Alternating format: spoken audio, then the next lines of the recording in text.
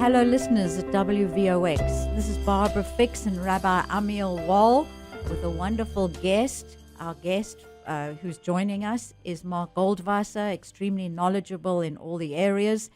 And I wanted to say hello to Rabbi Wall. Well, we say hello to you, Barbara, and to Mark, and to all of those who are interested in our broadcast, bringing news and views of the Middle East, carefully sifted by such experts as Alan and you yourself are always adding information and inspiration to the broadcast. And we wish we could join you, but we'll just be with you in spirit and knowing that you're enjoying enlightening and important broadcasting. Thank you, Rabbi Wall. You know, I've always respected what you have to add, so please feel free to jump in at any point in time that you want to add or ask a question of Mark Goldwasser or myself. And of course, as we deal with domestic matters and foreign affairs, it's been quite a tumultuous week with the elections, and which is what we're going to focus on today. But of course, we absolutely welcome the callers. You always enrich our program, so call in and discuss with us on area 914 6360110. I'll repeat, 6360110. We're lucky to have Mark Goldwasser with us. Mark, we were just discussing the elections, and it's fascinating to start. Maybe we should just start with going over some of the points of Trump's speech. I found it very impressive. It was a good start. A good start. He spoke about, I quote some of the words, we're binding the wounds of division. He wanted us to come together. And I love the way he stated that he will be president for all Americans. He was reaching out to the Hillary Clinton supporters. He was asking for their guidance. He was asking for their help, because he said that his was a campaign, was not a campaign, but it was a movement in order to try and make America even better than it is. He wanted his government to serve the people. He wanted to renew the American dream, big, bold, and daring. He wanted to build a country with tremendous potential. He clearly loves America, and he felt that there was no challenge too great. He said, our work is just beginning, because he loves this country. And I felt that some of the specifics, and you're welcome to jump in, Rabbi Wall or Mark, he felt that the specifics, he mentioned building the infrastructure of this country so that he was able to put millions to work. He was clearly very sensitive to the veterans who had made sacrifices for our country, spent time in foreign places for us, and struggled and suffered as a result. And he was very caring of the veterans. And he also was very clear that he wanted to put America first, but that he was going to deal fairly with others. So I thought it was an amazing speech in the light of how much he had to overcome. He had to overcome, in fact, his own party was divided. The fact that the media accused him of all sorts of things, they ridiculed him, they condemned him, there was sensationalism. The Democrats accused him of a lot of false things. As we know, he had to overcome the fact that he was in cahoots with the Russian leader Putin, who he said he'd never met. He had to overcome being accused of having a party of a basket, half of them being a basket of deplorables, and he was called a racist, an anarchist, a misogynist, all those things. Homophobic, Islamophobic, every phobic that the liberal left can imagine, they threw at him. Right, exactly. So Goldie, what is your view in terms of his focus? Is his focus going to be domestic or foreign? Where would you like to start this? I think we should start with the domestic policy. I, was genuinely surprised with the rally in the stock market. Maybe that became because everyone expected a Clinton victory, and then there was a surprise. But the surprise was meant to be negative, not positive, and the surprise was Trump. And couple of amazing things. Obviously, a lot of supporters who'd been quiet came out of the woodwork.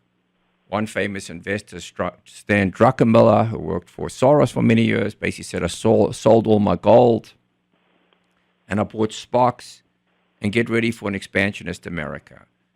Carl Icahn was sitting with Trump during the election. He said, we're in the market, and this is the overseas markets, which are liquid, but not nearly a good indication. This is markets that are open in Asia and Japan and Australia.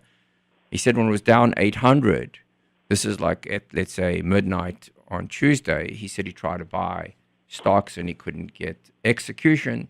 So basically Wall Street, which is a good indication of markets around the world, have given him a resounding endorsement. The most interesting thing, though, is the Federal Reserve, which has been stumbling and trying to raise interest rates unsuccessfully for the last 3 years. One of the, a lot of things happened this week, and I don't know if we can discuss all of them, but one of them is that, the 10-year Treasury rates increased by 50 basis points. They went from 1.75 to close to What does that mean for the man in the 2.2. street? Well, it means two things. It means that finally interest rates go up, which is a sign of health. It's good for the banks. If you never refinanced your mortgage, not so good, but still rates are at historical lows.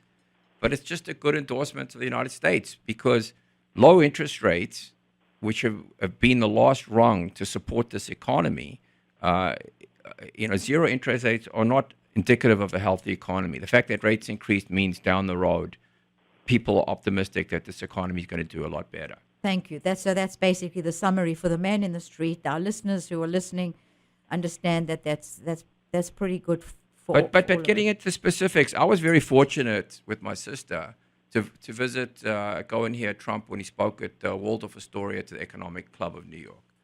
And the points that he made, I don't think he's an extremely ideological guy. I think he's just a businessman, practical, pragmatic. He says, one, a moratorium on all federal regulation. And then he discussed, what has that regulation meant for the economy, that it's costing us hundreds and hundreds and hundreds of billions of years of new agencies, of new personnel, of new audits, of new investigations, which are basically choked small business, which is the heart and the soul of America. So if somebody wanted to start a business, all the federal regulations would hamper starting a new business in simple terms. Okay. And then running the business, to be constantly audited and compliant with all these new rules that they simply just sit around a table and make up every year is very, very difficult for small businessmen.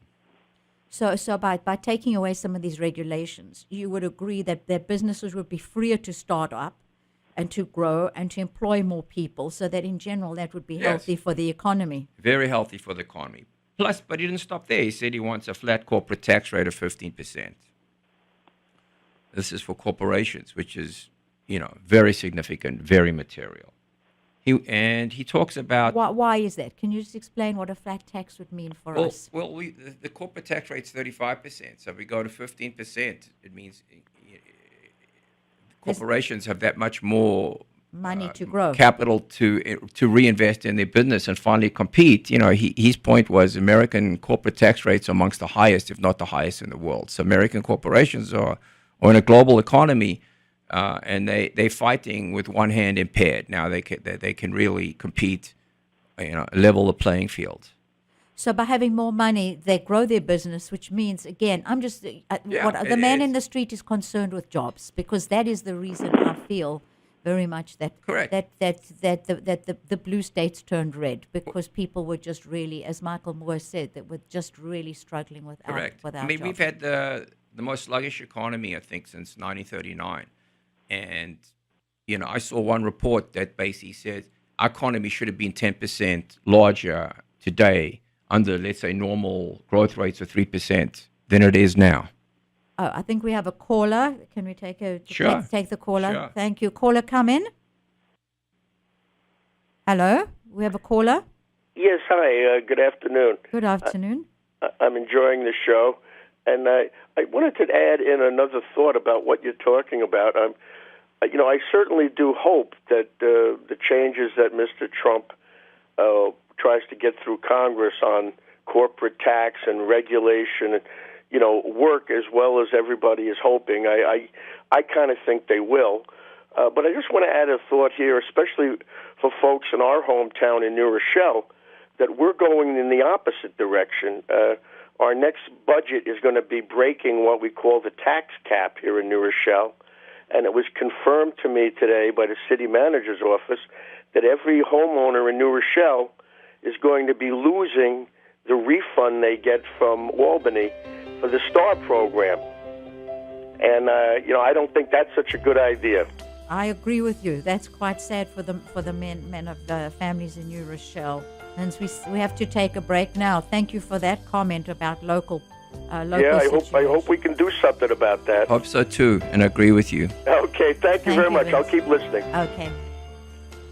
We'll be back with you. Thank you so much. And you'll please call in with callers.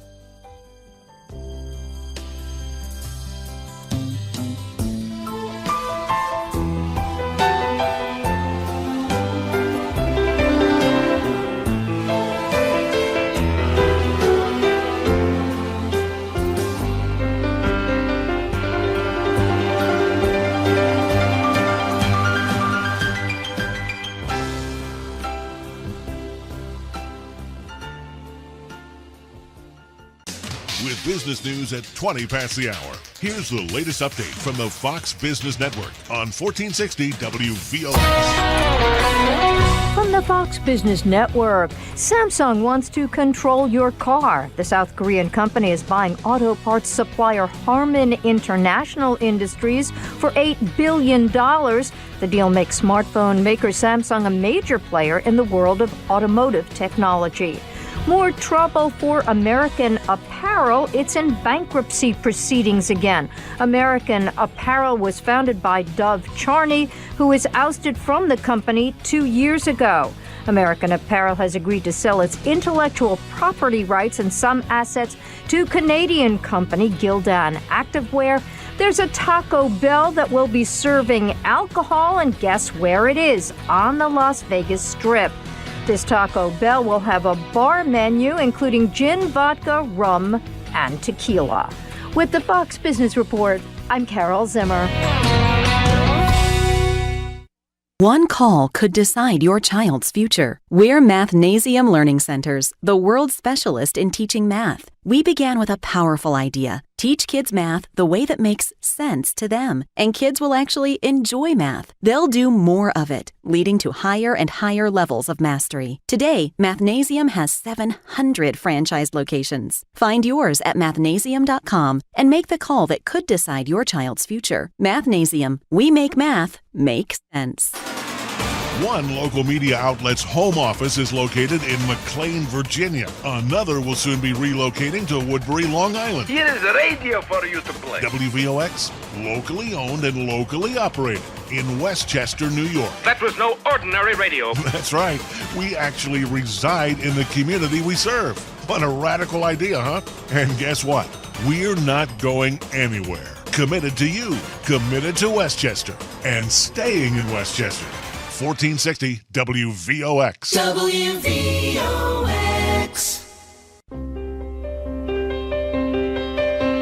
Hello, listeners. This is Barbara Fix with Rabbi Wall and Mark Goldwasser, and we are discussing, having a wonderful discussion about the implications, our hopes and dreams for the future under a new president, Donald Trump.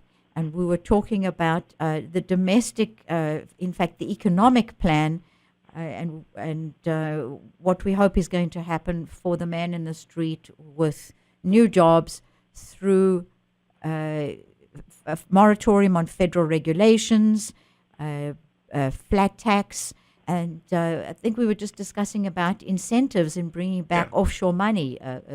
Mark, would you like to talk about that? Sure. When I went to hear Donald Trump speak at the Economic Club of New York, and this is a universal opinion that there's at least $2 trillion of offshore money being held by U.S. corporations who have refused or reluctant to bring that back at that 35% corporate tax rate. And Trump had implied that no one really knows exactly how much that amount really is. And he said it could be as high as $4 to $5 trillion. but even the 2 trillion is material and significant. And he said he wants an incentive to bring that capital back with incentives that money gets reinvested domestically. So that's another extremely, extremely positive development he's going to do. And you mentioned oil and Well, just other practical things. You know, he wants to build the Keystone Pipeline. This has been spoken about for 8 years. And the Keystone Pipeline would create 40,000 jobs. It doesn't cost the U.S. government a penny because it's being underwritten by a Canadian-U.S. syndicate. You know, it would add $3 billion to the GDP, and would make us an even greater oil refining power than we are. And for whatever ideological reasons, most probably left liberal green backers of the Obama administration stymied and put a kibosh on this project. And the overall economic team is led by Richard Malpass, who was formerly the economist at Bear Stearns and Company. The rumor is he's going to be at OMB, Office of Management and Budget. Larry Kudlow, who I know very well, worked with him in a previous life, and Art Laffer. This is as A-team as you can get. The other things he talked about was rationalize Obamacare. I don't think we are the experts, and we're going to get into that now. And I think he's been painted unfairly with a brush that says he's anti-trade. And what he said and what I feel and believe is not really anti-trade, but he wants fair trade. You know, we've signed all these trade treaties. Globalization has taken off. But he wants to basically an audit of all these treaties to see that everybody's honoring them, that there's no cheating. Right, we have and that it's fair. Trade treaties with what? India, South Korea, China, Vietnam, Mexico, all the above, right? Correct. Right. And global trade treaties. So he just wants, just to see what's happening. And what would happen with mining? I'm not sure. I don't know if you have some insight into the mining industry, because I think that was a big issue for people who lost jobs because of coal, I think. Well, just in the last week, natural resources, mining commodities have all rallied because they believe that we're going into this infrastructure expansion period. The capital goods manufacturing companies, Caterpillar, John Deere, etc., have had terrific week in the market. So have base commodities, and so have the companies that trade in these base commodities. So from that perspective, very, very positive, and very positive for anyone in the American mining industry. Right. The international world, I know that immediately Trump was voted in, he had calls from Theresa May, who is very keen. I think that's the first person he wants to work with from Britain. I think even the Prime Minister of Hungary, Viktor Orban, encouraged Trump. He made a comment that he has built fences on the southern border of Hungary to stop refugees coming in, and he was very encouraging of protecting the borders of the United States. So he was obviously clearly in favor of Trump's policy. The Philippines was a bit of a problem, right? Because I think Rodrigo Duterte, I never know how to pronounce his, Duterte, was pivoting away from us. As we discussed earlier, the pivot to Asia seems to be a massive disaster, and we used the Philippine example, which has been a loyal U.S. ally going back over 100 years, that they flew to China and signed a trade treaty with China and basically said, we're moving our allegiances from the United States to China, which was, a massive insult to the Obama, Clinton, Kerry administration. So we're just optimistic. We don't know for sure that would change, but we're fairly optimistic with his encouragement that there's something that would switch back again. I'm optimistic. I'm an American bull. I think things are going to change. I think we're like at the beginning of the Reagan Revolution, like the year is 81, and I think, Trump will have a great run over the next 7 years. The other thing he discussed at the speech in New York was, we have rich allies, and we are financing their security and their defense. And he's saying, well, why can't Japan pay more? I think there's 60,000 soldiers in Okinawa. Why can't the Koreans, who are doing very well, why can't they pay more? 40,000 soldiers on the border in Korea. And the Europeans, why can't the Europeans contribute more to their defense? I think there's 60,000 American soldiers in Germany. And he says we're running huge deficits. There's $20 trillion of debt outstanding, and we can't afford to do this anymore. We can't afford to spend 4 to 5% of our GDP on defense spending.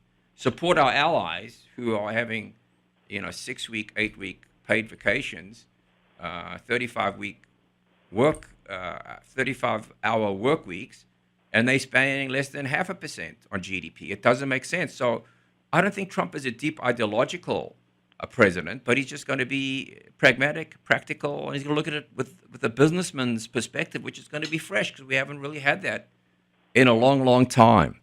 And this is basically a capitalist country, and all you need is someone to say, "Giddy up, let's go." And I think we'll be very surprised at how well we will overshoot on the upside.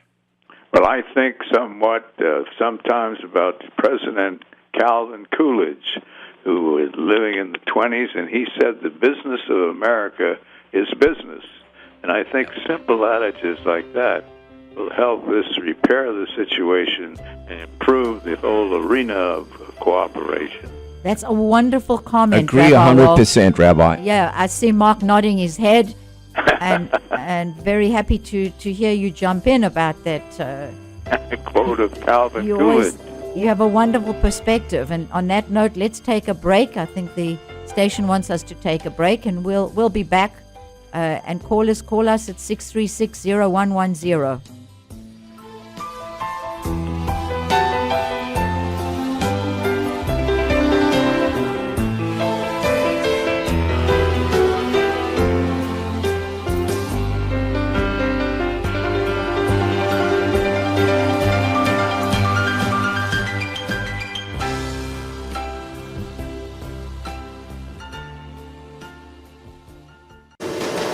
With world and national news, here is the latest update from Fox News Radio on 1460 WVOX. Fox News Radio, I'm Anna Wells. More evacuations are underway in North Carolina as wildfires rage out of control. Mandatory evacuations are called in the North Carolina counties of Rutherford, Henderson, and Swain, which being affected by the largest fire called the Tellico Fire. It's burning more than 13,000 acres. Eben Brown, Fox News. Nebraska Senator Ben Sasse got behind the wheel of an Uber car this weekend to find out what his constituents are thinking. When you have somebody in the car and you're just riding together, especially when they're surprised that you're there, they tend to just be blunt and transparent. Riders got to speak their mind and didn't have to pay a fare. Quiet cars will have to make noise. Federal transportation officials have approved new rules requiring electric and hybrid cars to emit alert sounds by 2019. It's an effort to prevent thousands of pedestrian injuries. Fox News, we report, you decide. You make sure his toys don't have any sharp edges. You taught her what to do when the smoke alarm goes off and to wear a helmet when she rides her bicycle. You do so much to keep your child safe. But are you using the right car seat for your child? Car crashes are a leading killer of children ages 1 to 13. Protect your child's future at every stage of life. For information on the right seat for your child, visit safercar.gov/the-right-seat. Sponsored by the New York State Governor's Traffic Safety Committee. Let Metro North take you to all the fun in the city this fall. With late night service and our deals and getaway packages, a trip on Metro North can fit your schedule and your budget. Plus, save even more when you buy tickets before boarding with our eTix app. Visit mta.info to learn more. Hi, this is Dr. Michael Finkelstein, and I'm excited to introduce you to my new show, Slow Medicine Radio. And we're going to talk about things that you might not have really heard before in such a way. I'm going to challenge the conventional wisdom of medical practice and get you to think beyond your body. Why? Because you're struggling with the fast world and it is affecting you, and conventional medicine has no antidote for that. Indeed, you're exhausted by the rush of modern life, and that's why you need to listen to Slow Medicine Radio. On the show, I'll be speaking to some interesting people who will broaden our perspective on what health is and how to achieve a state of well-being we seek. And I'll be speaking to you as well. Slow Medicine Radio does not prescribe take this or do that. Instead, it offers an open-minded, intelligent, and practical approach to living, resulting in greater health individually and collectively. Tune in Mondays at 5 p.m.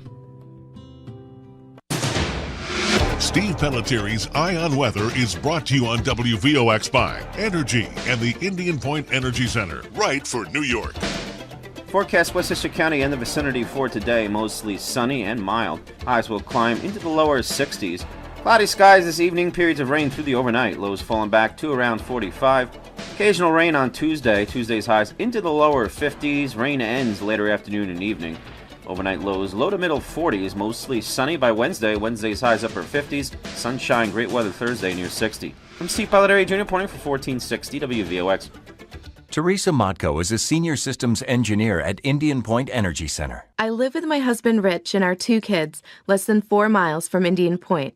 So when people talk about safety, it really is a personal issue to me. I think it's important to understand how rigorous the safety culture is at Indian Point. My engineering team trains constantly, and inspectors from the Nuclear Regulatory Commission are on site at all times, overseeing our operations. Indian Point has also invested over $1 billion in upgrades and strengthened safety equipment and backup systems. And every day, my team and I make sure that these layers upon layers of safety and security at Indian Point are as strong as they can be. Nearly 1,000 people like Teresa work at Indian Point, and safety is their single most important mission.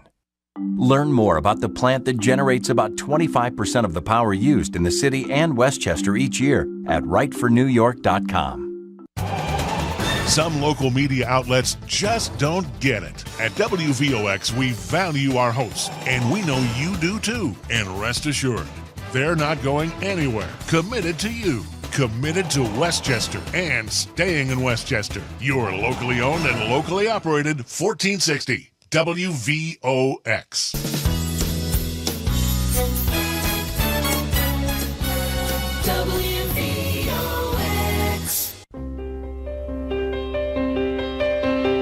Hello, listeners. This is Barbara Fix with Rabbi Amiel Wall discussing a very interesting week. We have a guest, Mark Goldwasser, and as I said, it's been a very interesting week, and we hopefully going to come together as a country after being very deeply divided. We were divided into different categories: Democratic from Republican, poor people from rich people, black people from white people. And this is a week where everything's turned on its head, where the pollsters are probably going to be out of business, where the New York Times has to apologize. And hopefully we're moving from a situation and 8 years where we were made to feel guilty for being rich, guilty for being white, guilty for being powerful, guilty for being Americans. And hopefully that's going to change as we all Donald Trump will hopefully unite all of us, give us good jobs, and create an economy that's great.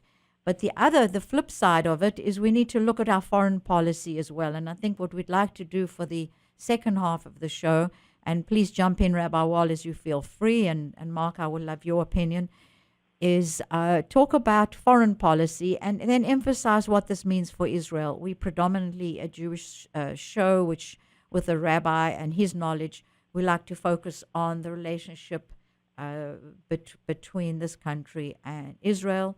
But let's look at the foreign policy as to what's happened in the past and how we can possibly change things around and see a better situation between the United States and the rest of the world.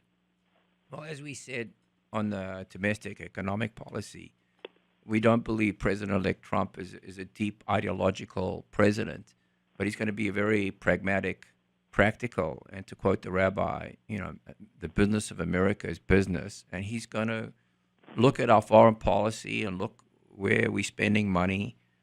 And, he's going to put a strong team around him and start fixing the problems. I mean, Barbara and I have discussed, and we'll come back to the Middle East later in the day, that the Arab Spring, in a way, was directly linked to the Obama, Clinton, Kerry administration, and the Arab Spring turned into a long, freezing, cold nuclear winter. But, we think the key individuals that will be driving foreign policy, and it's early, we may be wrong, but, Secretary Bolton seems to be around the periphery. He was at the UN. George Bush sent him there. The UN didn't like him. They kicked him out. Will he go back to the UN? Do you think he'll be? Would that be a position for? That would be terrific. I mean, I think he is going to get a significant role, And if anybody needs to go to the UN and start house cleaning and to quote the Trump, drain the swamp, one of the biggest swamps in the world, as we know, is at the United Nations. I mean, there was an article just in the Journal today. You know, why should the United States and the UN send billions of dollars to Palestinians that use some of those funds are earmarked for subsidizing prisoners who come out of jail and they get promoted to lieutenants or cabinet members or generals? They come out of which jails? They come out of the jails for being terrorists? Yeah, or? the article today in the Journal basically said that if you are a Palestinian terrorist and you go to Israeli jail and you spend 5 to 7 years, when you come out, you're immediately promoted to civilian rank of department head, or they put you in the military at the rank of lieutenant. If you've been in the jail for 25 to 35 years, Israelis don't have the death penalty. That means you might probably kill somebody or part of a heinous terrorist act. You immediately are promoted to a minister, deputy minister, or major general. That's the Palestinian leadership. Correct. Takes them out of the Israeli jails. Once yes. they come out of Israel. Once they come out, and they name schools after them, and shahids have streets named after them. They're called martyrs. They're not called terrorists. Absolutely. So that's one example, and so I think he's a very detailed guy, and he looks at budgets, he looks at numbers, and he's going to know where every penny is going and why is it going, and he's going to rationalize it, and I think it'll benefit the United States and everybody else. I mean, the world's been topsy-turvy the last 8 years. We haven't treated allies nicely, but we've been very nice to enemies, a la Iran. We've given Iran whatever we want. And maybe Trump will just bring it back to old-fashioned values. We're going to be nice to our allies, as we should. Yes. And we're going to be harsh, and determined with our enemies, That is absolutely true. For some reason, Egypt always pops up in my head, Absolutely. And that was where Obama went and made his Cairo speech. And yet he turned against Mubarak, who was more peaceful, or was fairly peaceful, keeping the status quo, turned against that ally and celebrated when the terrorists got in, when Morsi got in with his Muslim Brotherhood, and we know the Muslim Brotherhood is one of the worst offenders of terrorism, one of the more extreme, formed in 1928 by Hassan al-Banna in order to create problems in the Middle East. And then when that was overturned and General al-Sisi took over from the Muslim Brotherhood terrorists, Obama never supported them with all the promises he made in the military. And now we have a working relationship with General al-Sisi. He's been has a relationship with Egypt, working in the Sinai, and he's been pretty good, as we've discussed in the past, with the Copts, making sure that they're not murdered as they were under the Muslim Brotherhood. Egypt. What about? Let's turn to Syria. The conversation about Syria, because that is one of the major issues, and I wonder what's going to happen. It's almost a lose-lose sort of situation in Syria, because on the one hand you have Iran in bed with Russia, in bed with the Shiite Alawite leader Bashar Assad, and we on the other hand we have ISIS. And then in the middle we have the Kurds, who we've empowered to fight our battle, and yet we're not supporting the Kurds to get their own homeland because we're scared of offending Turkey. What is your view on that? I think you probably summarized it pretty well. I mean, I'm going to jump the gun and basically saying Assad, Iran, the Russians, and Hezbollah have won. What have they won? They probably won Western Syria, where most of the population lives. Eastern Syria, mostly desert, home of Raqqa, where ISIS is. I'm sure, it sounds like looking at Mosul every day, that the strategy to retake Mosul and Raqqa will land in the total destruction of those two cities, but most of it is desert, and there should be a Kurd homeland. And the problem is Turkey. That's the problem is Turkey. We have a fickle, gutless American policy that we keep encouraging the Kurds, and then we never go the distance. In fact, the only people in the world that actually bought Kurdish oil were the Israelis.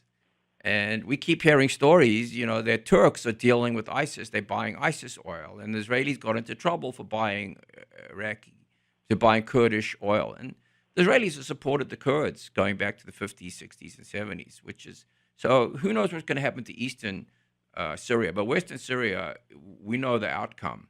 And when Hezbollah comes back to Lebanon, emboldened and powerful and feeling victorious, I think it'll have very, very negative implications for the region. Well, he's got a lot on his plate, our new president-elect. Yeah. President-elect has a lot on his plate. He's got to deal with Syria. He's got to deal with Russia. He's got to deal with Turkey. He's got to deal with North Korea. He's got to deal with Afghanistan, which has been a major problem. As we know, it's a total disaster. I mean, it's even though President Obama pushed for a focus on Afghanistan and pulled out of Iraq, which was the major problem, and allowed ISIS to flourish, it's almost like every decision that was made by Obama should have been the opposite decision. But let's take a break, and then I want to come back to discussing Israel, because I think that's really important. And in the meanwhile, I would love to hear from callers. Give us your opinion, 636-0110.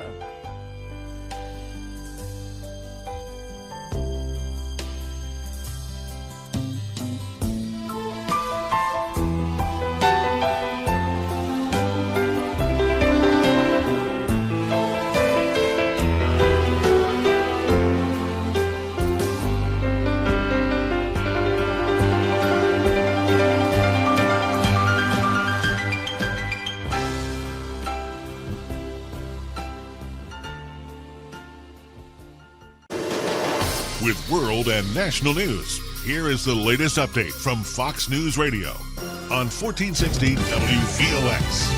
Fox News Radio, I'm Karen McHugh. Former Trump campaign manager, now senior Trump aide, Kellyanne Conway, giving a thumbs up to the president-elect's pick of Reince Priebus as White House chief of staff and Steve Bannon as chief strategist. They complement each other. They both have the most important thing, which is the ear of the boss. The appointment of Bannon of Breitbart News is causing some ripples, however, over accusations of racist, sexist viewpoints. Now that he's president-elect, some wonder if Mr. Trump's campaign promises will go by the wayside. With the exception of Social Security and Medicare, he has equivocated on just about every single policy position, whether that's building a wall, which would now be sometimes fences, or his claims to ban all Muslims. All of those things that he said have now since been modified. Fox's Carl Cameron in Manhattan. The start of the trial of alleged U.S. Army deserter Bo Bergdahl is being delayed till May. Prosecutors have asked for more time for getting classified evidence approved.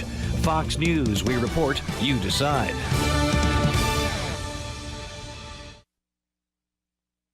On the next episode of Recipes for Disaster. So we've got our neighbor Paul coming over tonight for a barbecue, which is why I prepared a delicious lemon rosemary steak marinade from my special collection of old family recipes. To make sure the steaks are extra, extra, extra tender, I left them marinating out on the counter overnight, just like Nana used to.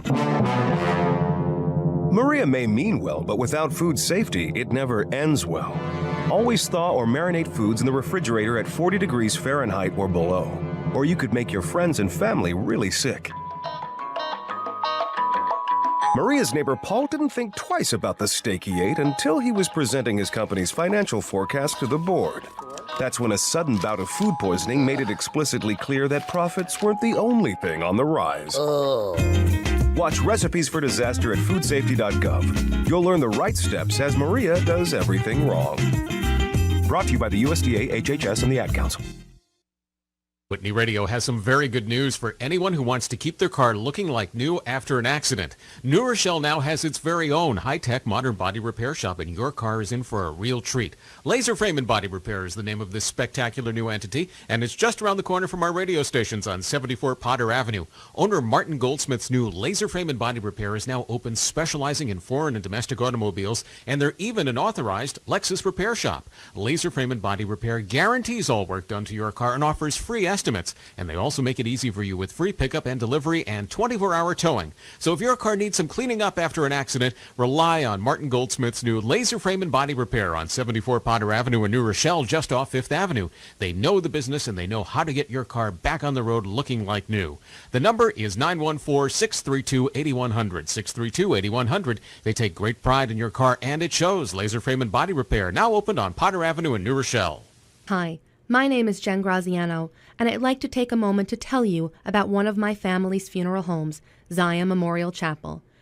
Zion Memorial Chapel is Westchester County's only independently owned, exclusive Jewish funeral home, and that makes all the difference to the families we serve. Our directors represent a team of compassionate, dignified professionals that work one-on-one with you to plan the final tribute to your loved one. The exceptional service we provide comes at a lower cost because we are independently owned. Unlike other area Jewish funeral homes, Zion stands alone and is dedicated solely to those of the Jewish faith. Whether you are looking to pre-plan and discuss the many options available to you, or if a death has occurred, Zion Memorial Chapel is the trusted name for Westchester's Jewish community in their hour of need. Visit us on the web at www.zionchapel.com to learn more about us, or call us at 914-381-1809. Our licensed funeral directors are on hand 7 days a week to meet one-on-one with you and walk you through every step of the process. We are Zion Memorial Chapel, a trusted name in Westchester County's Jewish community. Westchester's last remaining, still standing local media outlet for over 60 years. Still local and vocal, and soon the only local voice truly serving Westchester exclusively. Committed to you, committed to Westchester, and staying in Westchester. 1460 WVOX. WVOX. Hello, listeners. This is Barbara Fix, together with Rabbi Amiel Wall, and our guest is Mark Goldwasser, very knowledgeable about the aftermath of the elections and Trump's win. And we were talking about Israel. Mark, what is your view about what is Trump good for Israel, or would you feel do you have any reservations? Well, let's just frame the conversation. We're looking at newspapers. We understand 70% of American Jews voted for Clinton, and amongst the groups that are very, very upset, they seem to be a large percentage. I mean, you and I are seeing emails and stories of the trauma felt in New York Jewish communities. But having said that, I would say uncategorically that this is very, very good for Israel. I mean, the Obama administration had seemed to demonize Bibi Netanyahu, and American Jews wholeheartedly took the bait and said, without him, we would have had a two-state solution, which nothing could be further from the truth. And as we discussed on previous shows, Bibi has been an incredible steward and successful prime minister, probably one of the most ever. But I think it's positive. I think Trump, as we said, is a businessman. I don't think he brings any ideology to the table. I think he's going to believe that everyone kind of believes or wants, and it's a two-state solution, but he's not going to force it like the Obama administration. I think, if the Israelis and the Palestinians can negotiate a deal, I personally don't think they will in some time. He'll let them negotiate, but he's not going to impose. He's not going to let the UN impose any heavy-handed solution on Israel. He's not going to let the Quartet or the Europeans impose any handed solution on Israel. And he's finally going to let the Bibi administration breathe, and they've been on the defensive with Obama and Clinton and Kerry for the last 8 years. It's been a very, very difficult time. Well, until the Palestinians, recognize Israel's right to exist, stop the terrorism, I think there's no room, as we discussed in a previous session. The shifting sands of clans, and there's more to the issue than in just imposing a situation where Kerry goes there and says, both of you agree. What is your view about? Do you think he'll move the embassy, the American embassy, to? Well, we're hearing that from his daughter, and he said he'd do it, and we hope, we pray, and that would be material and highly significant if he did it quickly. But I think you also know some of the people or individuals that are helping to drive the Middle East or Israeli policy. The two advisors, Greenblatt, Friedman, and Wally Fares. Do you know them, Barbara? And do you have any opinion? I've been reading a lot about his advisors, which are they have a wonderful perspective. Greenblatt and Friedman seem to have a great knowledge of what would create a much more stable Israel situation. So I'm very optimistic. I think they're even going to look at the BDS movement on college campuses and label it as anti-Semitic and start investigating where is it coming from? Is it coming from the infiltration of Muslim Brotherhood people or Hamas people onto the college campuses? Are they bribing with money on the college campuses and creating a problem?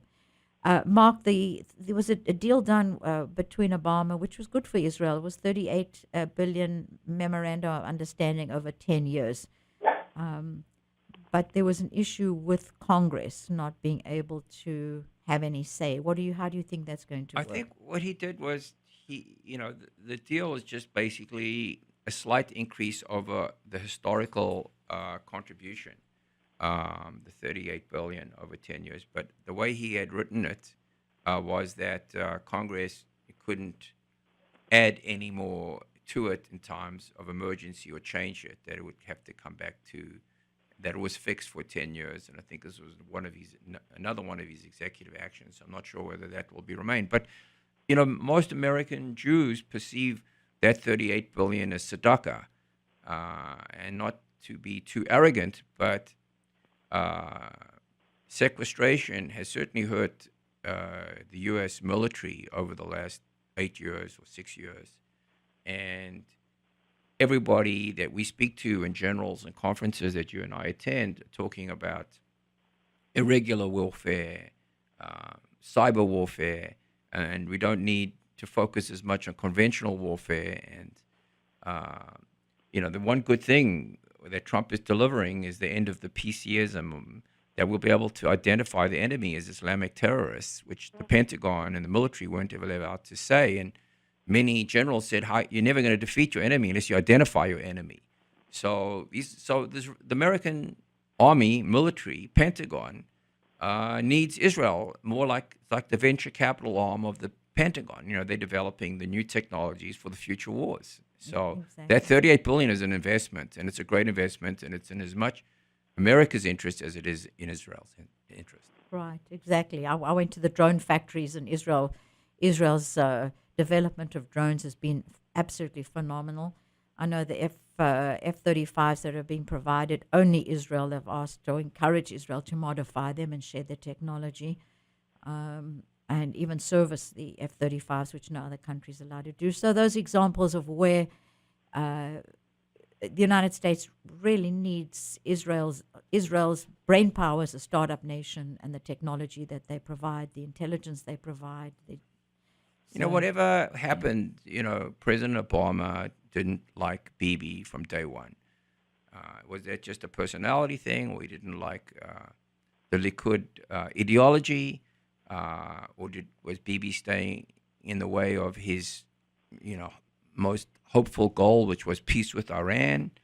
And I think looking back, historians will see that everything that the Obama administration did since they were elected in January of 2009 was that they were going to make a deal with Iran, and Bibi stood in the way, and everything kind of backfired. We come back to the Arab Spring; they poured a lot of gasoline on it, and now it's a huge fire that's going to have long implications. In fact, one of the interesting articles you showed me today was we really need to find a young Henry Kissinger, if they're out there, right, to help Donald Trump and his new administration. Absolutely. And my other thought is that the military here in the United States has been so reduced, almost decimated, that as the military in the United States needs to be built up, not because we are a colonialist country that seeks to conquer, quite the contrary. We need to be a deterrent power. The United States always has kept peace in the world, but we can't do that with no military or weak military or crippled military. So I think the fact that Israel will work and help. We probably got another few minutes, another 3 minutes. I'm not sure if Rabbi Wall wants to weigh in, or you'd like to do a summary, Goldie. Would you like to? We have 1 minute left. Any summary, any other comments? I think one of the confusing things going forward, if you and I are right on our premise, Barbara, that this is going to be good for Israel, and and Israeli Jews are going to be very, very happy with the new administration, whilst you have the irony of American Jews very upset. So the unfortunate thing is the first time in many, many years you may see an ideological split. I almost feel that the Republicans, like myself, who was very keen to see a Trump come in, maybe become disillusioned. I might not have all the promises that Trump has made, may not be fulfilled, and I might turn out to be, the end of these 4 years, a little disillusioned. Whereas all these grieving people who are rioting or protesting or sitting shiva, may in fact turn around and say, wow, Trump turned out to be far better than we'd ever expected, and we're really pleased. So I'm in the honeymoon phase, but may be disappointed, whereas the other people may in fact become more enchanted. So I want to say thank you to WVOX, wonderful radio station, giving up the opportunity to discuss, to debate, to inform.